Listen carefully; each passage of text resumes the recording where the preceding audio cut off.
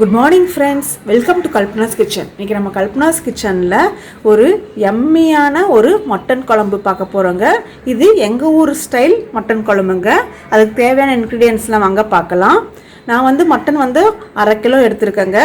பெரிய வெங்காயம் 1, 2 தக்காளி, வீட்டில் அரைச்ச மிளகாத்தூள் 4 table spoon, 1 table spoon mutton masala, 3 பச்சை மிளகா, உப்பு தேவைக்கான அளவு. இது வறுத்துட்டு அரைக்க பெரிய வெங்காயம் 1, பூண்டு 6 பல்லு, இஞ்சி 1 துண்டு, 1 பிரியாணி இலை, அரை மூடி தேங்காய், கொஞ்சம் கறிவேப்பிலை, 1/2 ஸ்பூன் சோம்பு, 1/2 ஸ்பூன் கசகசா, 2 லவங்கம், கொஞ்சம் பட்டை, 2 ஏலக்காங்க. இவ்வளோதாங்க இன்க்ரீடியன்ட்ஸ். இப்போ நெக்ஸ்ட்டு ஸ்டெப்பாக நம்ம வெங்காயம் தக்காளியில் நல்லா பொடி பொடியாக கட் பண்ணிக்க போகிறோம். இது நல்லா ஒரு வானிலையில் வச்சு கொஞ்சம் எண்ணெய் விட்டு நல்லா வறுத்துட்டு இது மிக்சியில் தண்ணி விட்டு ஃபைன் பேஸ்ட்டாக அரைச்சிக்க போகிறோங்க. மட்டன் குழம்புக்கு நம்ம இன்க்ரீடியன்ஸ்லாம் கொத்தோம் இல்லைங்களா? இப்போ வாங்க எப்படி சமைக்கிறதுன்னு பார்க்கலாம். பாருங்கள், இந்த 2 பிளேட்டில் இருக்கிறது நம்ம நல்லா வதக்கிட்டு நம்ம மிக்சியில் அரைச்சிக்க போகிறோங்க. அது எப்படி பண்ணலான்னு பார்க்கலாங்க. வடிச்சிட்டு வச்சுருக்காங்க. சும்மா 1 டேபிள் ஸ்பூன் நம்மளுக்கு ஆயில் விட்டுனா போதுங்க. எடுத்து வச்சுருந்த வெங்காயம், பூண்டு எல்லாம் போட்டுருங்க.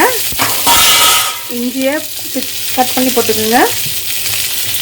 இந்த மசாலா ஐட்டம்ஸ் எல்லாம் அப்படியே போட்டுக்கோங்க.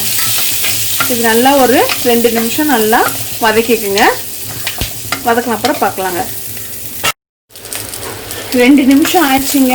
பாருங்கள், கலர் மாறி இருக்கு. வெங்காயம் பாருங்கள் நல்லா ப்ரௌனிஷ் ஆயிடுச்சு. இந்த தேங்காயும் பாருங்கள் கொஞ்சம் கலர் மாறி இருக்குங்க. இந்த ஸ்டேஜில் நீங்கள் அடுப்பை ஆஃப் பண்ணிவிட்டு நாம் எடுத்து வச்சுருந்த அந்த மிளகாத்தூளை 3 டேபிள் ஸ்பூன் ஆட் பண்ணிக்கலாங்க. அடுப்பை ஆஃப் பண்ணிடுங்க, இல்லைன்னா அந்த மிளகாத்தூள் கலர் மாறிடும், கருப்பாயிரும். அதனால் ஆஃப் பண்ணிவிட்டு இது நல்லா கொஞ்சம் ஆறுன அப்புறம் மிக்சியில் நல்லா ஒரு டம்ளர் தண்ணி விட்டு நல்லா ஃபைன் பேஸ்ட்டாக அரைச்சி வச்சுக்கோங்க. எப்படின்னு பார்க்கலாங்க. பாருங்கள், நம்ம வதக்கி எப்படி மிக்சியில் அரைக்கிறதுன்னு பார்த்தோம் இல்லைங்களா? இப்போ வாங்க குழம்புக்கு ப்ரிப்பேர் பண்ணிடலாங்க. குக்கர் வச்சுருக்கேங்க. ஒரு 2 ஸ்பூன் ஆயில் விட்டால் போதுங்க. விட்டப்புறம் நம்ம எடுத்து வச்சுருந்த பிரியாணி இலை போட்டுக்கலாம். கொஞ்சம் கடுகு, கொஞ்சம் உளுந்து, 1/2 டேபிள் ஸ்பூன் சீரகம், கொஞ்சம் வடகம் ஆட் பண்ணிக்கலாங்க.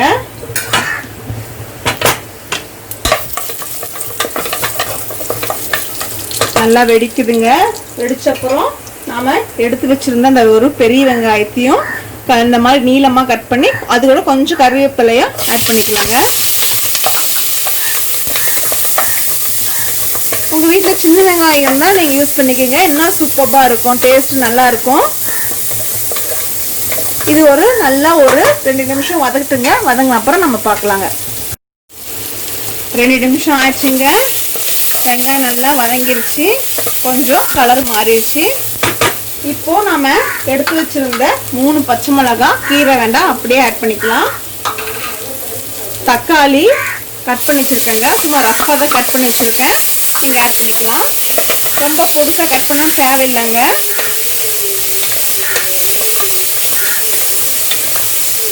வெங்காயம் தக்காளிக்கு தேவையான அளவு உப்பு. நான் இதில் 1/2 ஸ்பூன் போடுறேங்க. 1/2 ஸ்பூன் உப்பு ஆட் பண்ணியிருக்கோம் இல்லைங்களா? நல்லா மிக்ஸ் பண்ணிட்டுங்க. இது நல்லா வதங்கிட்டுங்க. ஒரு 2 மினிட்ஸ் வதங்கட்டும். வதங்கினப்புறம் நம்ம பார்க்கலாங்க. பாருங்க, தக்காளி போட்டப்புறம் 2 நிமிஷம் ஆயிடுச்சுங்க. நல்லா வதங்கிடுச்சு பாருங்க. வெங்காயம் போடப்புறம் உப்பு போட்டுட்டோம்னா உங்களுக்கு நல்லா வதங்கிருங்க. இந்த ஸ்டேஜில் நாம் எடுத்து வச்சுருந்த 1/2 kg மட்டன் நான் நல்லா வாஷ் பண்ணி வச்சுருக்கேங்க. மஞ்சத்தூள் போட்டு நல்லா வாஷ் பண்ணி வச்சுருக்கேன். இந்த மாதிரி வாஷ் பண்ண அப்புறம் நீங்கள் இந்த மாதிரி ஆட் பண்ணிக்கலாங்க. கொஞ்சமாக ஒரு 1/2 டேபிள் ஸ்பூன் மஞ்சத்தூள் போட்டுக்கலாம். நல்லா மிக்ஸ் பண்ணி விட்டுக்குங்க. நல்லா மிக்ஸ் பண்ணி விட்ட அப்புறம் நாம் எடுத்து வச்சுருந்த mutton masala 1 tablespoon add பண்ணிக்கலாம். இது நல்லா வாசனையாக இருக்குங்க. இது இப்போது தண்ணி ஊற்ற வேண்டாங்க.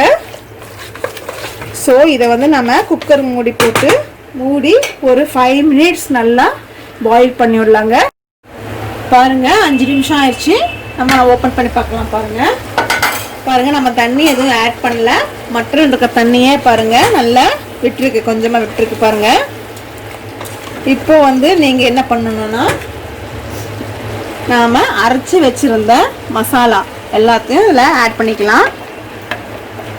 நல்லா ஃபைன் பேஸ்ட்டாக நீங்கள் அரைச்சிக்கோங்க, அப்போ தான் சூப்பராக இருக்கும். இது அரைக்கிறது தாங்க இருக்குது. நல்லா அரைச்சதுனால குழம்பு சூப்பராக இருக்கும், இல்லைன்னா திப்பியாக இருக்கும் குழம்பு. ஸோ நீங்கள் அதுக்குள்ளே ஒரு டம்ளர் தண்ணியை நீங்கள் ஆட் பண்ணிக்கலாம். நல்லா மிக்ஸ் பண்ணி இந்த மாதிரி ஆட் பண்ணிக்கோங்க.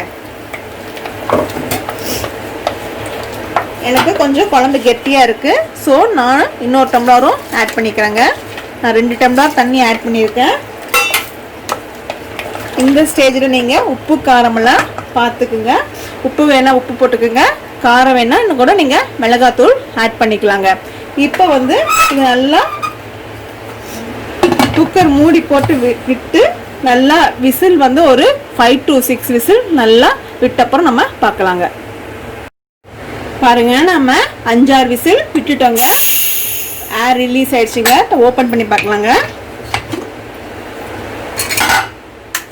சூப்பராக வந்திருக்குங்க. இப்போ நீங்கள் கேஸ் ஆன் பண்ணிக்கோங்க. ஆன் பண்ணிவிட்டு எனக்கு கொஞ்சம் திக்காக இருக்குங்க, உங்களுக்கு எப்படி வேணும்னு பார்த்துக்குங்க. எனக்கு இந்த குழம்பு கொஞ்சம் திக்காக வேணும்னு நான் இந்த மாதிரி திக்காக வச்சுருக்கேன். நீங்கள் கொஞ்சம் தண்ணியாக வேணா கூட நீங்கள் கொஞ்சம் தண்ணி ஆட் பண்ணிக்கலாங்க. அவ்வளோதாங்க, நம்மளோட மட்டன் குழம்பு சூப்பராக ரெடி ஆயிடுச்சுங்க. இப்போ லாஸ்ட்டாக நம்ம கொஞ்சம் புதினா இலை போட்டு கார்னிஷிங் பண்ணிடலாங்க. அவ்வளோதாங்க, மட்டன் குழம்பு ரெடி ஆயிடுச்சுங்க. ஃப்ரெண்ட்ஸ் பாருங்கள், மட்டன் குழம்பு சூப்பராக வந்திருக்குங்க. நீங்களும் வீட்டில் ட்ரை பண்ணி பாருங்கள்.